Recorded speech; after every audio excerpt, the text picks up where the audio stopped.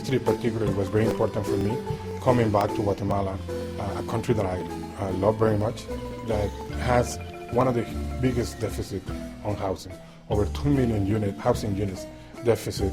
The idea was to bring habitat leaders from affiliates and as well as global village leaders to come and see the problem of poverty housing and secure tenure. Guatemala is a country that by their own constitution, having a decent house is a human right. And when you see and walking in the Ayote in Finca del Zarzal and see the poverty that we saw, then you begin to question who is actually guaranteeing that constitutional right. How they enforcing that people have a decent roof over their head or an affordable home.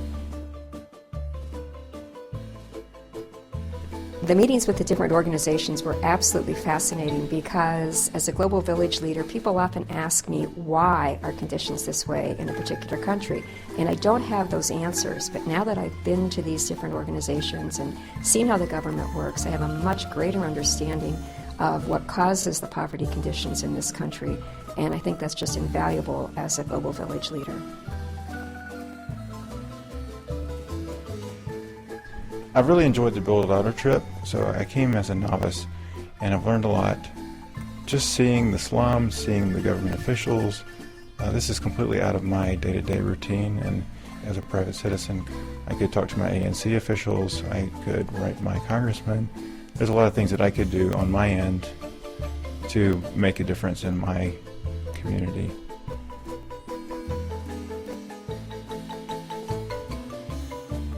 When we were in the weekday building, in the afternoon it got a little hot, and so I was spending time with the children and coloring and playing, and one of the little girls, Johanna, ran home and she was very excited, and she came back and she brought me a paper plate, which doesn't sound like a big deal, but it was very obvious that it was her prized possession and she wanted to share it with me.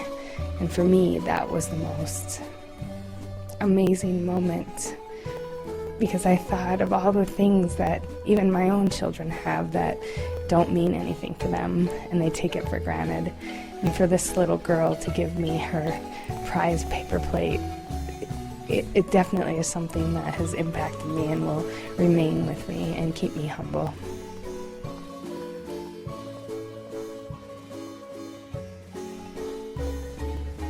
Do it.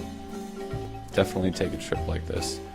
Build Louder trips are a big step in the right direction for Habitat.